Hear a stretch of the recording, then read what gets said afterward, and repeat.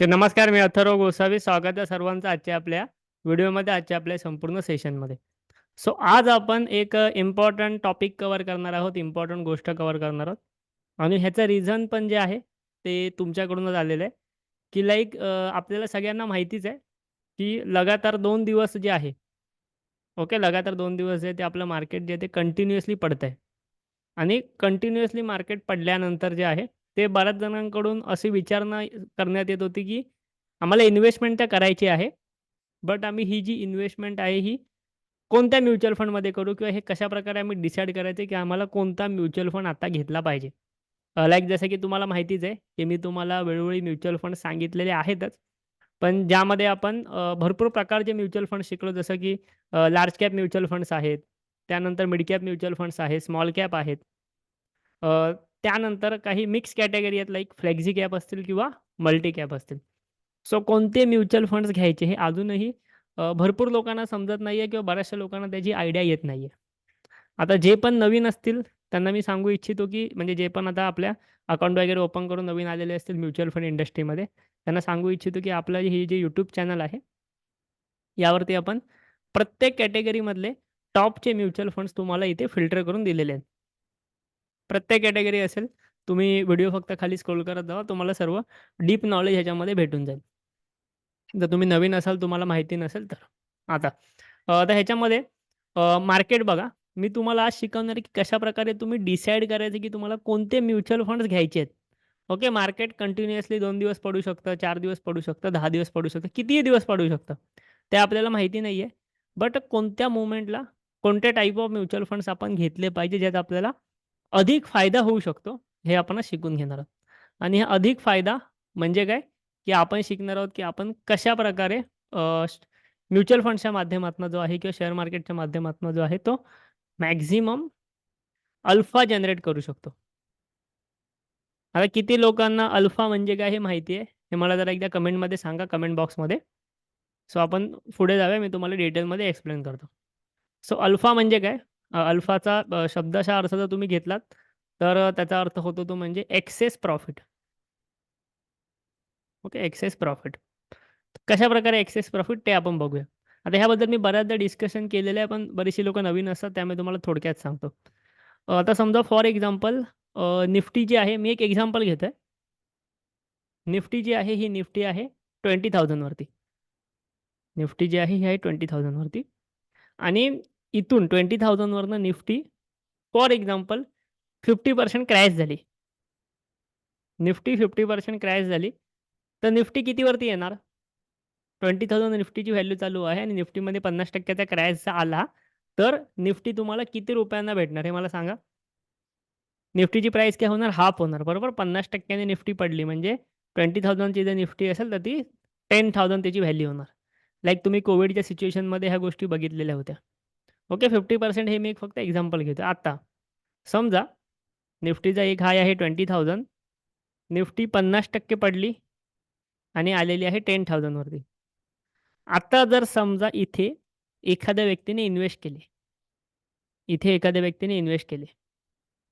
So जी व्यक्ती ह्या लेव्हलला इन्व्हेस्ट करेल, त्या लेव्हलवरनं समजा निफ्टी जेव्हा कधी 20,000 जाईल, 1 वर्षाने, 2 वर्षाने कधीही 20,000 जाईल म्हणजे प्रिव्हियस लेव्हलला जाईल, प्रिव्हियस हायला जाईल, तेव्हा त्या व्यक्तीला किती प्रॉफिट भेटलेला असेल? लाइक त्याने निफ्टी 10,000 वरती असताना इन्व्हेस्ट केलं आणि आता निफ्टी 20,000 वरती पोहोचली. म्हणजे या व्यक्तीला ज्याने इथे इन्व्हेस्ट केलेलं आहे, त्याला किती पर्सेंटेजचा प्रॉफिट भेटेल? त्याला प्रॉफिट भेटेल 100%चा. बरोबर, पैसे डबल होतील ना. 10,000 ची तुम्ही निफ्टी घेतली, 20,000 झाले म्हणजे पैसे डबल झाले. ओके. सो ह्याला काय म्हणतात, जेव्हा मार्केट पडलं, तेव्हा ते 50% पडलं असं आपल्याला दिसलं. पण जेव्हा ते त्या लेव्हलपासून हायपर्यंत गेलं, सेम हायपर्यंत, तेव्हा ते 100% वाढलं तरच ते जाणार. सो ह्याला म्हणतात अल्फा. सो हा अल्फा तुम्ही कधी जनरेट करू शकता? तुम्ही एव्हरी फॉलिंग मार्केटमध्ये इन्व्हेस्ट करूनच अल्फा जनरेट करू शकता. ठीक आहे. आता आपलं नॉर्मली आपण एस-आय-पी करतो. एस-आय-पी हा काय प्रकार आहे, की मार्केट कुठेही असू दे, माझी सिस्टमॅटिक इन्व्हेस्टमेंट झाली पाहिजे. मग ते वर असू दे किंवा खाली असू दे. पण जेव्हा तुम्हाला अल्फा जनरेट करायचा असतो, तेव्हा तुम्हाला जेव्हा मार्केट पडेल, मग ते 1% पडू दे, 2% पडू दे, 5% पडू दे. तुम्हाला त्याचा फायदा जर घ्यायचा असेल, तर तुम्हाला फॉलिंग मार्केटमध्ये अमाउंट इन्व्हेस्ट करावी लागते. लंप सममध्ये अमाउंट इन्व्हेस्ट करावी लागते. क्लिअर आहे? अल्फाचं सेम एक्झाम्पल मी इथे देतो. निफ्टी सध्या त्याच्या लाईफ टाईम हायपासून किती डाऊन आहे ते बघूया आपण. निफ्टी जी आहे ती सध्या त्याच्या लाईफ टाईम हायपासून आजची क्लोजिंग जी पकडली तर आहे अप्रॉक्स 4.89% डाऊन. क्लिअर आहे, म्हणजे जवळपास 1200-1300 पॉइंट्स डाऊन आहे. 4.89% डाऊन आहे. आता समजा उद्यापासून म्हणजे पुढच्या ट्रेडिंग सेशनपासून मार्केटचे सर्व सेंटिमेंट्स बदलले आणि निफ्टी ह्या लेव्हलपासून आता वरती जायला सुरुवात झाली आणि जेव्हा ती त्याच्या लाईफ टाईम हायपर्यंत म्हणजे प्रिव्हियस हायपर्यंत पोहोचेल, तेव्हा ती किती रिटर्न्स दिलेली असेल? तेव्हा त्यांनी रिटर्न्स दिलेले असतील 5.19. म्हणजे इथे तुम्हाला दिसतंय, की त्याच्या लाईफ टाईम हायपासून आत्तापर्यंतची 4.89% पडली आहे. पण आत्ताच्या लेव्हलपासून ती परत सेम लेव्हलपर्यंत जरी गेली, तरी तुम्हाला रिटर्न्स 4.89 नाही, 5.19 भेटणार. सो हे का? की एव्हरी फॉलिंग मार्केटमध्ये जेव्हा तुम्ही इन्व्हेस्ट करता, तेव्हा तुम्हाला वरच्या साईडचा अल्फा जो आहे तो एक्स्ट्रा भेटत असतो. ह्याला म्हणतात एक्सेस रिटर्न. सो ते तुम्हाला तेव्हाच भेटणार आहेत. तुम्ही मार्केटला बीट तेव्हाच करणार आहात, जेव्हा तुम्ही अल्फा जनरेट करत आहात आणि अल्फा कधी जनरेट करणार? मार्केट पडत आहे आणि तुम्ही चांगल्या म्युच्युअल फंड्समध्ये, चांगल्या स्टॉक्समध्ये, चांगल्या इंडेक्समध्ये इन्व्हेस्टमेंट करत आहात तेव्हा. क्लिअर आहे? सो हे सर्व तुम्हाला समजलं असेल म्हणून जे पण आपले म्युच्युअल फंडचे इन्व्हेस्टर आहेत, त्यांच्या ग्रुपमध्ये मी मेसेज टाकलेले होते लगातार 2 दिवस, की मार्केट पडलेलं आहे. तुम्ही त्याच्यामध्ये थोडीफार तुमची इन्व्हेस्टमेंट करू शकता आणि इव्हन मी मेसेज टाकायच्या आधीसुद्धा आणि मेसेज टाकल्यावर पण भरपूर जणांनी म्युच्युअल फंडमध्ये इन्व्हेस्टमेंट केलेली आहे आपल्या थ्रू. ओके. सो आत्ता मी तुम्हाला सांगतो, की ठीक आहे मार्केट पडत आहे किंवा पडलेलं आहे. सो जेव्हा अशी सिच्युएशन येते किंवा भविष्यामध्ये पण येईलच कधी ना कधी. सो तेव्हा कोणते म्युच्युअल फंड्स निवडायचे हे मी तुम्हाला सांगतो. क्लिअर आहे? सो त्यासाठी एकदम सिंपल गोष्ट मी तुमच्यासाठी करतोय. आता मला सांगा, इथे मी एक वॉच लिस्ट माझी ओपन करतो. निफ्टी जी आहे, निफ्टी त्याच्या लाईफटाईम हायपासून अप्रॉक्स 5% पडलेली आहे. आत्ता मला सांगा निफ्टीमध्ये कोणत्या कंपन्या येतात? निफ्टीमध्ये लार्ज कॅप कंपन्या येतात, स्मॉल कॅप कंपन्या येतात, की मिड कॅप कंपन्या येतात? मला सर्वांनी कमेंटमध्ये हे उत्तर द्या. कारण की मी आपल्या चॅनलवरती हे भरपूर वेळेला शिकवलेलं आहे. आपले जे काही अकाउंट ओपनिंगच्या क्लायंटसाठी जे सेशन्स झाले त्यामध्ये पण मी भरपूर वेळा हे शिकवलेलं आहे. निफ्टीमध्ये कोणत्या कंपन्या येतात? लार्ज कॅप येतात, मिड कॅप येतात, की स्मॉल कॅप कंपन्या येतात? सो निफ्टीमध्ये जे आहे हा इंडियाच्या टॉपच्या 50 कंपन्या येतात आणि त्या सर्वच्या सर्व लार्ज कॅप कंपन्या असतात. ओके. सर्वच्या सर्व लार्ज कॅप कंपन्या असतात. तुम्हाला दिसतंय की निफ्टी जी आहे ती बऱ्यापैकी पडते. 1-1% 2-2% पडत आहे. लाइक ती लास्टच्या ट्रेडिंग सेशनला 500 पॉइंट्सपेक्षा जास्त पडलेली. आजच्या ट्रेडिंग सेशनमध्ये जवळपास 250 पॉइंट्स पडले. सो 2 ट्रेडिंग सेशनमध्ये खूप जास्त निफ्टी पडली. याचा अर्थ काय? निफ्टीमधले जे लार्ज कॅप स्टॉक्स आहेत ते पडलेत. बरोबर आहे? बरोबर आहे की चूक आहे? निफ्टी जास्त पडले याचा अर्थ काय, की निफ्टीमध्ये लार्ज कॅप स्टॉक्स आहेत ना, ते ऑब्व्हियसली जास्त पडले. हे तुम्ही जाणून पण घेऊ शकता काही स्टॉक्समध्ये जाऊन. पण आता आपण इथे म्युच्युअल फंडबद्दल बोलतोय. सेम सेकंड इंडेक्स काय बँक निफ्टी. बँक निफ्टी जर तुम्ही बघाल, तर बँक निफ्टी त्याच्या लाईफ टाईम हायपासून किती पडलाय? बँक निफ्टी त्याच्या लाईफ टाईम हायपासून आजची क्लोजिंग 5.5% ची आहे. बँक निफ्टीमध्ये कोणत्या कंपन्या आहेत? सर्व बँकिंग कंपन्या ज्या की तुम्हाला ह्याच्यामध्ये लार्ज कॅपच बघायला भेटतील. एच-डी-एफ-सी, आय-सी-आय-सी सगळ्या लार्ज कॅप कंपन्या ज्या की निफ्टीमध्ये पण आहेत. सो याचा अर्थ काय, की हे जे लार्ज कॅप इंडेक्स आहेत ना, जे पहिल्या 100 कंपन्या आहेत, शेअर मार्केटमधल्या पहिल्या 100 कंपन्या लार्ज कॅप कंपन्या, ह्यांचेच इंडेक्स खूप जास्त पडलेले आहेत. याचा सिंपल अर्थ असा होतो, की लार्ज कॅप कंपन्या ज्या आहेत, त्या फार जास्त पडलेल्या आहेत. आत्ता मला सांगा, तर लार्ज कॅप कंपन्या फार जास्त पडलेल्या आहेत, तर मग लार्ज कॅप कंपन्यांमध्ये इन्व्हेस्ट करणारे म्युच्युअल फंड्स कोणते? ओके. मी हे परत एकदा सांगतोय. आपल्या चॅनलमध्ये मी तुम्ही जर पहिल्यापासून व्हिडिओ सगळे पाहिलात, तर मी इथे सर्व लिहिलं आहे. 2 best large cap mutual fund, mid cap mutual fund, best small cap हे सर्व तुम्ही व्हिडिओ परत एकदा बघून घ्या हवं असेल तर. त्यात मी तुम्हाला सांगितलेलं आहे. इव्हन आपल्या कोर्सेसमध्ये पण सांगितलं. इथे बघा लार्ज कॅपमध्ये गेलात, की तुम्हाला इथे सर्व लार्ज कॅप म्युच्युअल फंड्स येतात. सो जो मी तुम्हाला आपल्या बऱ्याच वेळेला सांगितलं, इव्हन या व्हिडिओमध्ये पण सांगितलंय. हा जर कंप्लीट व्हिडिओ तुम्ही बघाल, तुम्हाला 4 लार्ज कॅप म्युच्युअल फंड भेटतील. ओके. ह्याची लिंक मी तुम्हाला व्हिडिओच्या डिस्क्रिप्शनमध्ये देतो. सर्व 2-4 व्हिडिओची लिंक.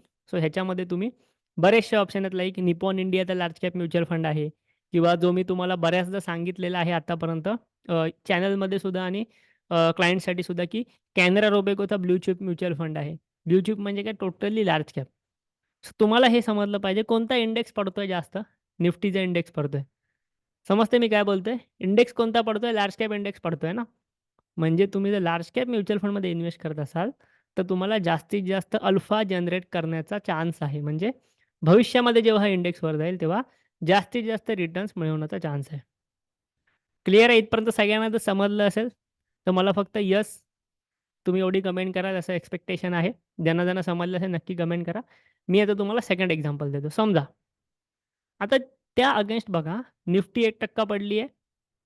निफ्टी 0.9 म्हणजे 1% पकडूया. आता मला सांगा स्मॉल कॅप इंडेक्स किती पडलाय? अप्रॉक्स तेवढाच पडलाय 0.87. निफ्टीच्या पर्सेंटेजपेक्षा थोडा कमी पडलाय. ओके पॉइंट्स नका बघू. पर्सेंटेज बघा. पॉइंट्स बघून काही उपयोग नाही. क्लिअर आहे? निफ्टीचे 0.93% पडले आहे. स्मॉल कॅप इंडेक्स 0.89 आणि 87 असा स्मॉल कॅप आणि मिड कॅप इंडेक्स एवढे पडलेत. सो ह्यावरनं तुम्हाला समजतंय, की लाइक जेवढे लार्ज कॅप इंडेक्स पडतायत ना, तेवढ्या मोठ्या प्रमाणामध्ये स्मॉल कॅप आणि मिड कॅप पडलेले नाहीत. आपण आतापर्यंत काय ऐकलंय, की मोठे स्टॉक जर थोडेसे पडले, तर छोटे स्टॉक्स त्याहून अधिक पडतात, बरोबर? अधिक पडतात. पण तसं झालेलं नाहीये. स्मॉल कॅप इंडेक्स आणि मिड कॅप इंडेक्स एवढे पडलेले नाहीयेत. आपण इथे बघा स्मॉल कॅप इंडेक्सवरती जाऊया. स्मॉल कॅप इंडेक्स तुम्ही जर बघाल, तर अजूनही तो बऱ्यापैकी टॉपमध्येच ट्रेड करतोय. क्लिअर आहे? तुम्ही इथे बघा आजची क्लोजिंग बघा. स्मॉल कॅप इंडेक्सची लाईफटाईम हायपासूनची क्लोजिंग बघा फक्त 3.66%. सो स्मॉल कॅप इंडेक्स जो आहे तो केवळ 3.66% त्याच्या लाईफटाईम हायपासून पडलाय. राइट? आणि त्या against mid cap index mid cap index त्याच्या लाईफटाईम हायपासून आजची क्लोजिंग केवळ 3.45%.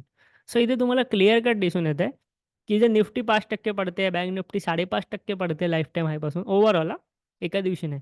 आणि त्या अगेन्स्ट हे छोटे जे इंडेक्स आहेत ना मिड कॅप, स्मॉल कॅप हे फक्त 3-3.5% पडतायत. तर ह्याचा अर्थ असा आहे, की मोठ्या कंपन्या जास्त पडलेल्या आहेत. सो आपल्याला जास्त चान्स कशामध्ये आहे? तो म्हणजे मोठ्या कंपन्या विकत घेण्यामध्ये. मग मोठ्या कंपन्या आपण कशा विकत घेणार? ब्लू चिप म्युच्युअल फंडच्या माध्यमातून किंवा लार्ज कॅप म्युच्युअल फंडच्या माध्यमातून. क्लिअर आहे इथपर्यंत सर्वांना जर क्लिअर असेल, मला कमेंटमध्ये सांगा. कारण की मी तुम्हाला फार डिटेलमध्ये इथे शिकवण्याचा प्रयत्न करतो, जे की तुम्हाला प्रॅक्टिकली उपयोगी पडणार आहे लाईव्ह मार्केटमध्ये.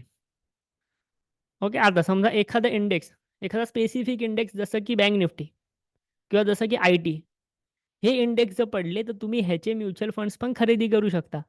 ओके. समजा आय-टीचा म्युच्युअल फंड पडला, तर तुम्हाला आय-टी म्हणजे समजा आय-टी इंडेक्स जर पडला, आय-टी इंडेक्सबद्दल पण मी माहिती दिली आहे बऱ्याच वेळेला. आय-टी इंडेक्स जर पडला, तर तुम्ही लाइक इथे आय-टीचे पण म्युच्युअल फंड्स आहेत. जे कंप्लीटली आय-टी सेक्टरमध्ये इन्व्हेस्टमेंट करतात. मी याबद्दल तुम्हाला ऑलरेडी सांगितलेलं आहे बऱ्याचदा. इव्हन मी ग्रुपमध्ये पण तिथे मेन्शन केलं. सो मी तुम्हाला आय-टीच्या म्युच्युअल फंडची नावं पण हवी जर असतील, तर आपल्या ग्रुपवरती टाकतो, जे की स्पेसिफिकली आय-टी सेक्टरमध्ये इन्व्हेस्टमेंट करतात. ओके. लाइक ॲक्सिसचा आय-टीचा म्युच्युअल फंड आहे. इथे बघा. ॲक्सिसचा आय-टीचा इंडेक्स फंड आहे. ॲक्सिसचा निफ्टी आय-टीचा इंडेक्स फंड आहे. म्हणजे काय, की ह्या इंडेक्स फंडमध्ये इन्व्हेस्ट केलेत, की तुमची आय-टीचा सेक्टर जर पडला असेल त्या दिवशी मोठ्या प्रमाणात, तर तुम्ही ह्या म्युच्युअल फंडमार्फत आय-टीच्या कंप्लीट सेक्टरमध्ये इन्व्हेस्टमेंट करू शकता. क्लिअर आहे? सो हे झाले sector specific mutual fund. So कोणता पण सेक्टर पडला असेल, तर इथे म्युच्युअल फंड तुम्ही शोधू शकता. लाइक आय-टी असेल किंवा बँक असेल, बँकेचा म्युच्युअल फंड असेल. म्हणजे बँकिंग सेक्टरमध्ये इन्व्हेस्टमेंट करणारा म्युच्युअल फंड असेल किंवा समजा तुमचा मिड कॅप इंडेक्स पडला, स्मॉल कॅप इंडेक्स पडला, तर जे मी तुम्हाला मिड कॅप आणि स्मॉल कॅप म्युच्युअल फंड्स शिकवलेले आहेत. मी तुम्हाला 4 म्युच्युअल फंडपैकी एक टॉपचा निवडून दाखवलेला आहे या व्हिडिओमध्ये. लिंक तुम्ही चेक करा डिस्क्रिप्शनमध्ये. सो ते सर्व ज्या गोष्टी आहेत ना, त्याचा तुम्ही अभ्यास करा आणि त्यानुसार तुम्ही इन्व्हेस्टमेंट करा. सध्या काय करायचं मी तुम्हाला सांगितलं, की लार्ज कॅप जर म्युच्युअल फंड पडतायत, म्हणजे लार्ज कॅप स्टॉक जर पडतायत, तर तुम्ही सरळ लार्ज कॅप म्युच्युअल फंडमध्ये इन्व्हेस्टमेंट करू शकता. जेणेकरून तुम्हाला जास्तीत जास्त ह्याचा फायदा भेटू शकतो इन फ्युचर. क्लिअर आहे. इथे मी तुम्हाला एस-आय-पीबद्दल नाही सांगत आहे. इथे मी तुम्हाला लमसम इन्व्हेस्टमेंटबद्दल सांगतो, जी तुम्ही एव्हरी मार्केट फॉलमध्ये केली पाहिजे.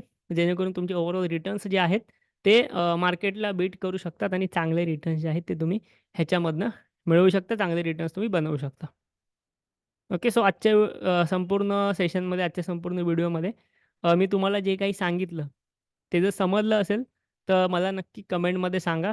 सोबतच जेवढे पण मी तुम्हाला व्हिडिओचे रेफरन्स दिले, त्याच्या लिंक तुम्हाला ह्या व्हिडिओच्या डिस्क्रिप्शनमध्ये जे आहे ते भेटून जाणार आहेत.